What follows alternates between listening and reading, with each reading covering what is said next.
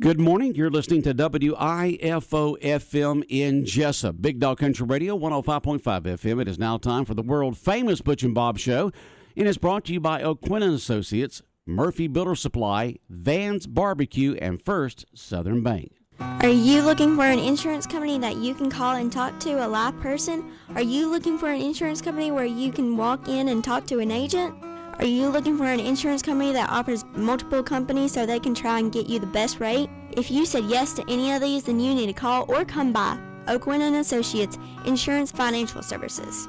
We offer multiple companies so we can find the best fit for you. Give us a call at 385-1000 or stop by our office at 212 South First Street right here in Jesup. Since 1946, Murphy's Builder Supply has been serving the folks of Jesup, Wayne, and surrounding counties with quality products and knowledgeable service. Matter of fact, they feel they sell service first to make sure you get exactly what you need for your home improvement projects. And with each employee at Murphy's being there for 10 years or more, you know you're talking with someone with the experience to help you with building supplies, tools, paint, and all the things you need from a full-service hardware store. The best choice in home improvement is Murphy's Builder Supply, 156 Northeast Broad Street, Jesup. When it comes to barbecue, Van's Barbecue in Jesup is the place to be. A small family-owned business located at 1876 on the Savannah Highway. Van's Barbecue has lunch and dinner specials. Stop by or call to make an order. The number to call, 427-3358. Van's Barbecue's new manager is Sarah Van. Van's Barbecue offers potato salad, coleslaw, baked beans, and don't forget their delicious mac and cheese. Also, check out their shrimp plates, the best in town. Yes, when it comes to barbecue, head to Van's Barbecue, locally owned and operated. Stop by and tell them the Big Dog sent you. Once again, the number to order, 427-3358. Hi, I'm Raymond Brown. And I'm Mandy Yeomans. At First Southern Bank, our customers are like family. As a locally owned community bank, we're dedicated to helping our clients succeed. We have loans for every need, whether it's personal or business. We have lines of credit, auto loans, equipment loans, and of course, we offer mortgages. Stop by our bank or call us at 912-588-1010 and see how First Southern Bank can help you. Member FDIC Equal Housing Lender. The following is an exclusive presentation of Jesup Broadcasting, the sports leader in Southeast Georgia.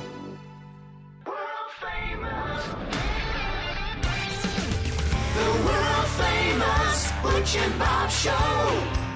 World-famous Butch and Bob Show right here on WIFO, here for this Tuesday morning. It is the 20th day of December. Good morning, Bob. Good morning. How you doing? I'm good. Good. Well, we got some guests in here this morning, and I know that you want to introduce them. It's a very important issue and a news event that happened over the last few months here in Jesup and Wayne County, so go ahead. I think it'll be a very informative program. We have in the studio Lester Denison's family, his mother, Jessica, and his grandmother, Deborah Stallings. Again, for those that may not know who Lester Denison was, back on December 15th of 2020, 17-year-old Lester Denison of Wayne County was shot and killed on Fender Road back on December 15th of 2020.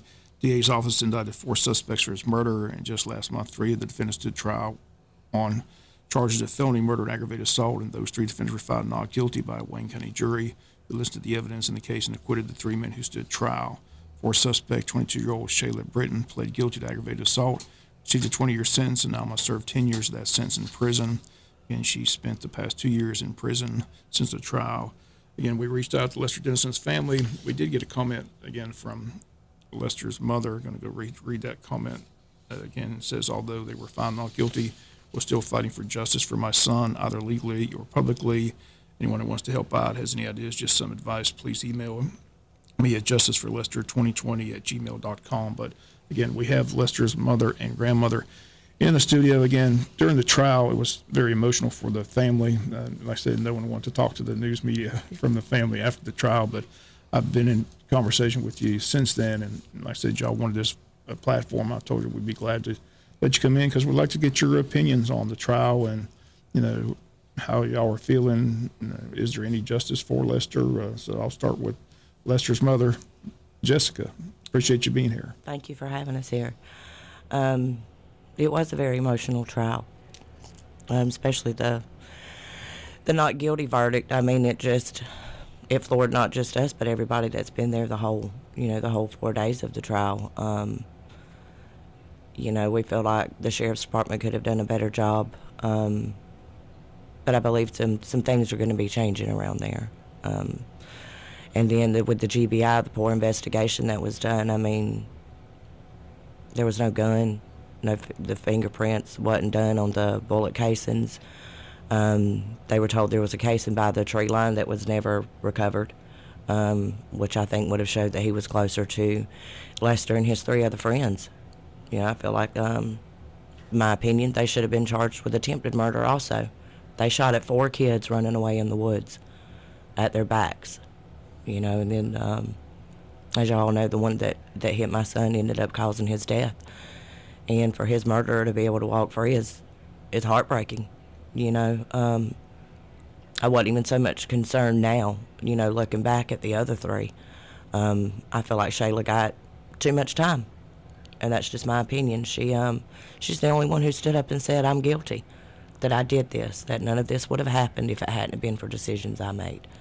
You know, what struck me during the trial of the 4 people on trial, well, 3, I'm sorry, Shayla wasn't on trial, she would have pled guilty, but Shayla was the only one that seemed like she was a true friend of Lester. Did you all get that opinion? I mean, the 2 guys from Brunswick didn't know Lester. I don't think Tyler knew him well. He knew Shayla, but Shayla, I mean, I thought she was sincere telling the judge that she really wanted justice for Lester. That's why she pled guilty, and she thought that her cooperation in the state case against the other 3 would help, but apparently it didn't help. So your thoughts on Shayla? Let's just start with Shayla. You know, you said you think she got too much time. Your thoughts on her testimony, her cooperation with the state? Did you think it helped or not help? I think that her statement originally with the GBI and then throughout the 2 years, anytime she had talked to anyone, and then her testimony at her plea hearing, we went to that. We were the only ones there too. She had nobody there behind her, supporting her as she entered in a guilty plea. And as a mother, I cried my eyes out for her. Somebody should have been there. They all showed up for trial. Where were y'all at whenever she changed her life and pled guilty? You know, and absolutely no family was there for her. Yeah. Okay, just trying to introduce everybody because we're on just audio here. So you've been listening to Jessica Strickland, the mother of Lester Denison. Who just spoke was Deborah Stallings, who's the grandmother. Okay. Yeah. During the Shayla's testimony at trial, I felt like she was very sincere. She was honest. Like I said, her statements and her testimonies has been consistent throughout. You know, at one point, I believe it was more than once, she said that Lester deserved justice. You know, I don't think that her testimony hurt any. I think that it helped. I spoke with one of the jurors. And while I'm not going to mention her name, you know, because I told her that I wouldn't, she said they felt like they were all guilty. All 12 members of the jury felt like they were guilty, but because of the lack of evidence and the technicalities that, you know, were overlooked or just not done. The DA did she said a bad job of presenting the case. I was curious, you know, the jury's allowed to talk to people after trial. I mean, they don't have to. I mean, they don't talk to the media, but you mentioned you talked to one juror, and I talked to a law enforcement officer who said he talked to a couple of the jurors and asked them, you know, why the verdict was not guilty, and they told him the same thing. They didn't think the state had met the burden of proof, and they thought the evidence just wasn't there. Like I said, one of the defense attorneys opened a statement said, you know, they're trying to murder a case without a murder weapon. They're trying to drug a case without any drugs. So, I mean, they really didn't, you know. And the thing that struck me, I said, if people aren't familiar, this happened out on Fender Road, and there was like 2 groups of people. But the one group, Lester and his friends, came from a house. And the thing that struck me was the defense attorneys asked the GBI agent, Kelly, did you get a search warrant for the house? Did you search any guns?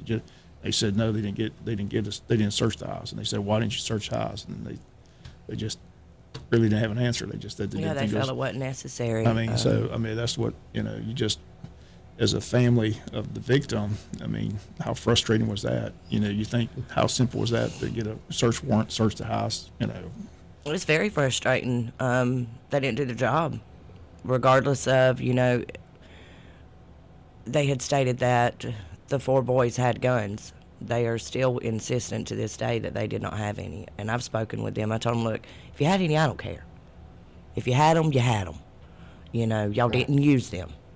So if you had them, be honest with me now and tell me now. All 3 of them are still insistent that they had no guns. but I believe their house still should have been searched. I believe that Christopher and Arion's house in Brunswick should have been searched.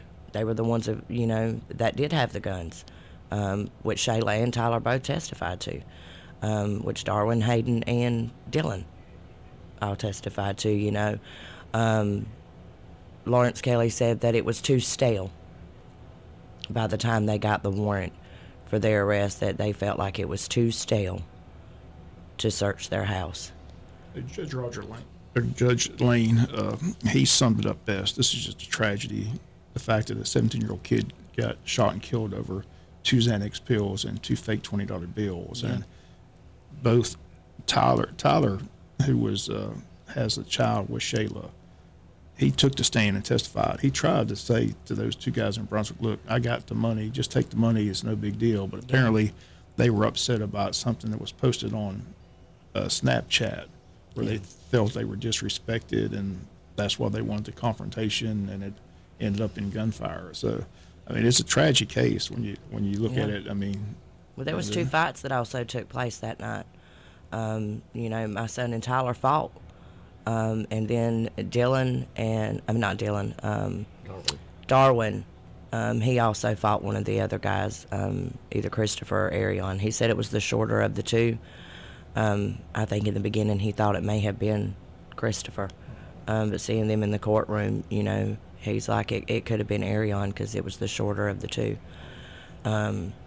So if that's the case, Arion was handed a gun and not Christopher. He'd have had the gun the whole time. It wouldn't have been on the back of the car. That would have been Arion's gun that Tyler put on there. And that's just, like I said, it could have been. I'm not saying that it did happen that way. I'm curious, you talked to Lester's friends. The testimony was that, like I said, your son fought Tyler, but they said after the fight, they both got up, shook hands, did a little bear hug like it was over, and Tyler thought it was over at that point too.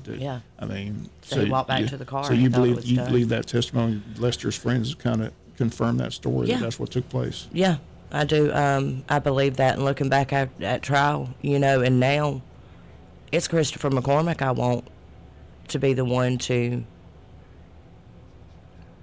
pay for this. That's where, like I said, they're found not guilty, so they're acquitted. They get to walk free. So the question for the family of Lester Denison's, what is the recourse now? Have you heard anything from the district attorneys? I'm curious about that. What's the DA's office said since the acquittals? Have they talked to you? Said they're sorry? Did they explain what happened? Did you give any communication with them at all? I haven't. Just got a survey to fill out. I didn't even get a survey, which it'll be a very poor review. So what type of, as you mentioned, you got an attorney. So what is Lester Denison's family doing to try to seek justice for Lester at this point? And what can people do, listen out there, possibly help? Yeah, I've put a statement out on Facebook. I've started a GoFundMe. I have a Cash App for any donations. Like I said, I have hired a lawyer out of this district, completely on the other side of the state of Georgia, that has no idea about this case whatsoever.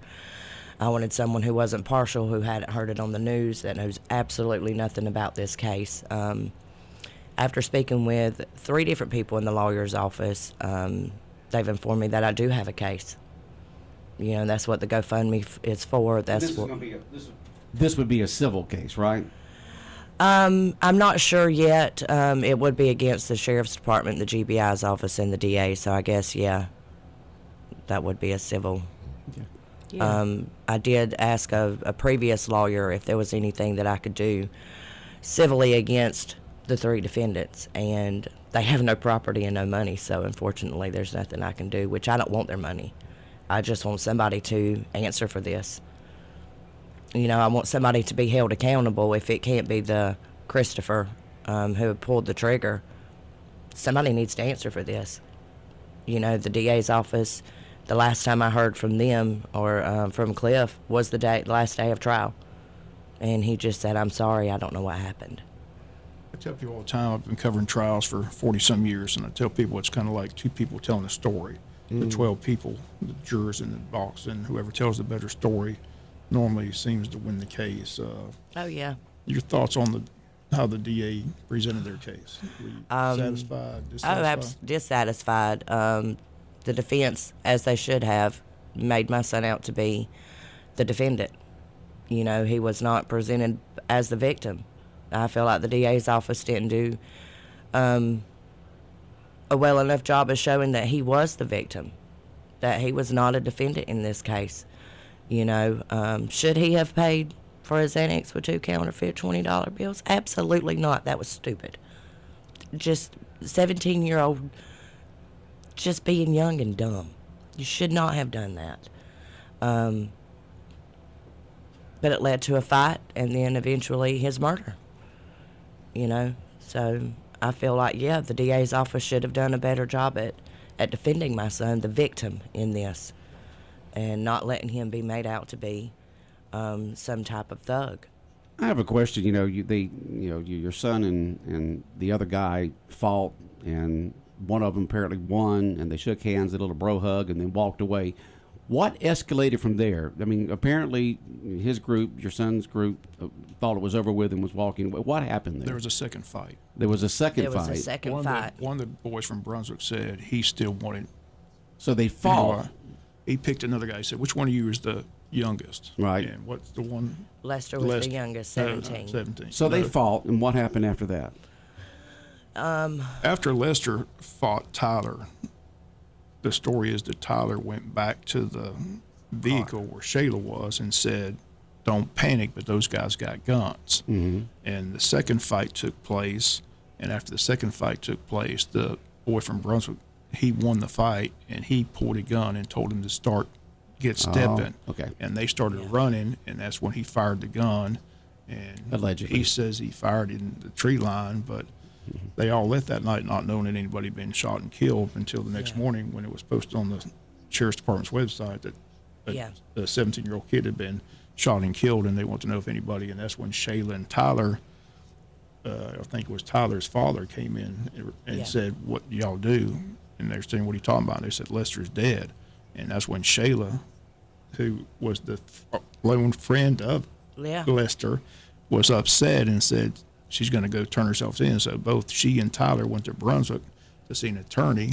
The attorney said they can't represent both of them, and the attorney represented Tyler, and they told Shayla not to talk to anybody without an attorney, but she didn't do that. She ran straight back to Wayne County, contacted the GBI, told what happened.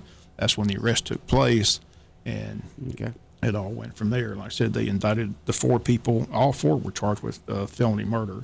And like I said, Shayla decided to take a plea deal and pled guilty to aggravated assault and received a pretty stiff sentence, 20 years, served 12. And she thought with her cooperation, she was going to get a lighter sentence. She did get a little bit lighter sentence. That was the original plea. She did get 10 years, served 8 for time served for the 2 years that she did in the Wayne County Jail. Do I feel like she should have been punished? Absolutely. I thought the judge did a good job explaining why she, he said, look, if she didn't put everything in motion, I mean, she orchestrated the whole thing. She's the one that sold the Xanax to Lester. She's the one that took the fake $20 bills down there. She's the one that called and set up and what he emphasized, and which was a very important part, when she called your son, she told him that she was going to be alone on Fender Road. Yeah. She didn't tell Lester that she's bringing 2 other guys from Brunswick, and so everything kind of escalated from there. So he pretty much laid it out that the reason he stuck to the sentence he did is because if it wasn't for her, Lester would still be alive today. Yeah, I mean, it's not that I disagree with his sentencing. I think that that he did what was fair as a mother, and that could have easily been my son at the defense table. I mean, it could have been the other 3. It could have been us sitting at that defense table. And I hope that those boys, if it had been the other way around, would have stood up and done what was right and take responsibility and say, yeah, I messed up, I did this. Which is what she did. So I would have been happy with 5 years served 2, or time served 2 years and then served 3. But that's, like I said, that's just my opinion. I do feel like the judge was fair. Again, just joining us in the studios with us is Jessica, Lester Denison's mother, and Deborah Stallings, his grandmother. Again, talking about the outcome of the trial, which took place around Thanksgiving this past year. I have to ask you, this shooting took place on December 15th. We just passed that date during the holidays. How difficult are the holidays for you? Oh God, they're.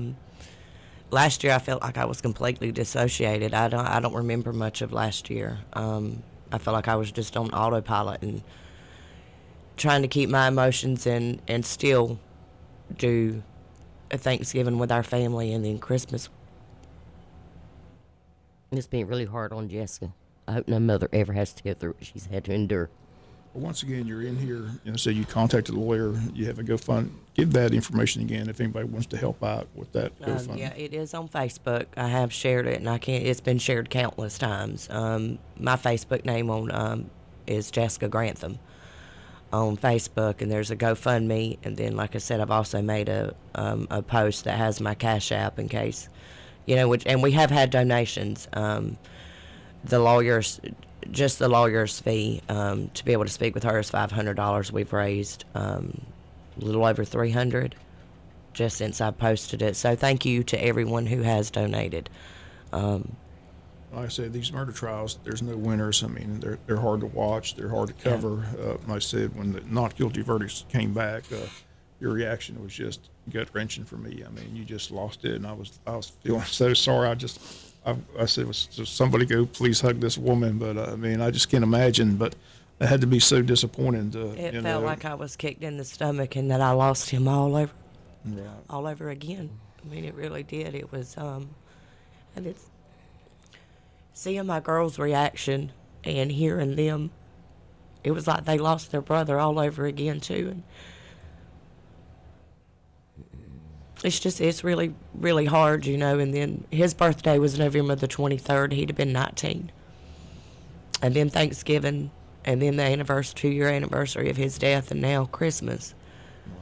One other question I would do want to ask you, I said, you mentioned Lester's friends. The state pretty much laid it out that they really weren't cooperative with the state's case. They didn't cooperate with the GBI. They had different stories. Your thoughts on those people that testified? I mean, do you think they had Lester's best interest at heart, or do you think they had their best interest at heart? I think the defense tried to say that Lester possibly could have got shot by one of his friends when they were running. So I mean, they put a lot of, like I said, and that's their job, that put all kind of scenarios out there to put doubt in the jurors' minds. But your thoughts on Lester's supposedly friends? Those boys mean a lot to me. They do. They always have since Lester brought them into our lives. I feel like they were traumatized. I feel like over the last 2 years they should have been in the DA's office going over their testimonies. I feel like they should have been talked to about it more. The more you talk about a traumatic event, the more memories come back. The more things that you remember. Oh, this happened. I remember this now. There's things that Hayden has remembered since that he didn't remember before. Anybody that knows anything about any type of trauma, you block it out. Your brain puts up a shield basically to protect itself. And like I said, I feel like they could have been better prepped. I think they should have gotten counseling. Yes, absolutely. I mean, Darwin is the one who got in the fight, and pictures of his face weren't taken. He came to my house that night. Somebody should have took pictures of that baby's face. He looked bad. He took a pretty bad beating. He did. He took the worst of it, and it takes, to me, that's a friend who'll step up and say, I'll fight. And then, Darwin said at first he had started fighting back, and then he felt like he had to stop because if he'd have won that fight, what would have happened to them? And he wasn't wrong. He lost the fight. And as far as them shooting him in the back, how's that going to happen when you're running alongside of somebody? They were all four right there together. If they had have went back to the house, I feel like they may not have known that he had been hit. And if they did, I mean, you're being fired at. There's a gun being shot 8 to 9 times while you're running away. I'd have probably kept running too. And two of the guys said they felt the bullet whiz by them. Yeah, I heard that too. And struck Lester. Yeah. But they didn't know that at the time. That it hit him. Well, again, I appreciate y'all coming in. Like I said, my heart goes out to you and your family. Like I said, I can't imagine being in this situation, but and it was hard to cover, hard to listen to. Like I said, the judge summed it up best. It was just a tragic event for a 17-year-old kid to get killed over 2 Xanax pills and 2 fake $20 bills. I mean, that's just going to be hard to live with. And like I said, the outcome of the trial definitely didn't go the way you expected it to go. Absolutely not. So. For 12 jurors to say be in agreement, according to one now, I haven't spoken to anybody else, according to one, for them to all be in agreement that they were guilty, but because of the judge's rules, burden of proof, things like that. Burden of proof and things like that, the DA failed to meet that. I feel like they still could have gotten a guilty verdict if they'd have done a better job. Like you said, it's 2 stories. Yeah, the defense told a better one. What was interesting right before the trial began, I mean, talking to the attorneys in the DA's office, they were ready to take a plea deal. I mean, it almost didn't go to trial. I wish it hadn't. Right, but I understand the judge's ruling on that too. He said that there was enough evidence to go to trial. Right. So obviously, if the judge thought there was enough evidence, and then the jury, couldn't find them guilty based on technicalities, on burden of proof, because certain agencies didn't do their jobs. So. And I'd like to say this about Shayla also. I feel like she was more of a man for standing up for what she did than the 3 cowards that sat there and done nothing. Yeah, they showed absolutely, and when I say no emotion, I mean you can say too, because you saw them. They sat over there and barely blinked. Their facial expressions didn't change at all during none of this. There were parts of the trial that we asked not to be a part of, as far as the body cam and the autopsy pictures and things like that, or whatever was showed during that time as far as pictures. We chose not to be a part of, because the last time I saw my son was the last time I saw him alive, which was Thanksgiving. I saw him for his birthday, and then we saw him at Thanksgiving, and I believe I saw him one more time after that. Dylan had brought him by the house, and they were going to take him to Jacksonville for his 17th birthday, so that, he lived a lot of life in his last year. I mean, he did. It's like he tried to cram everything in, He told me when he was younger that he had asked God if I could be his mom. And I was like, what are you talking about? He said, when I was in heaven, he said, I was talking to God, and I asked him if you could be my mommy. He was, like I said, probably about 4 or 5 years old. And, immediately after this happened in 2020, I thought, did he know he was going to have 17 years with me? And he still chose me anyway, because this has been the absolute hardest fight I've ever fought. I have 2 girls that are dependent on me, and a granddaughter now who came after. We lost Lester. My second daughter got pregnant, and that little girl has saved my life, because there's been times I absolutely did not want to be here. I mean, I ended up at St. Simon's by the Sea last year in October, because I had a mental and emotional breakdown. It's been hard. I can imagine. So I will continue to fight until my last breath. Like I said, it'll be publicly, or it'll be with a lawyer. It'll be in a courtroom. I will not stop. Again, we appreciate you coming in and being on the show. Wish you the best of luck. Like I said, I tried to talk.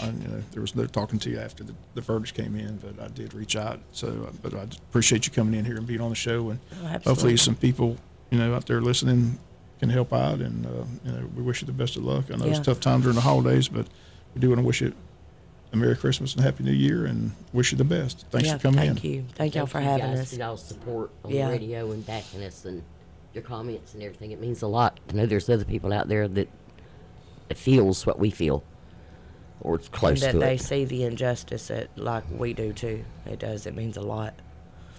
Okay. All right. Y'all take care. Thank you.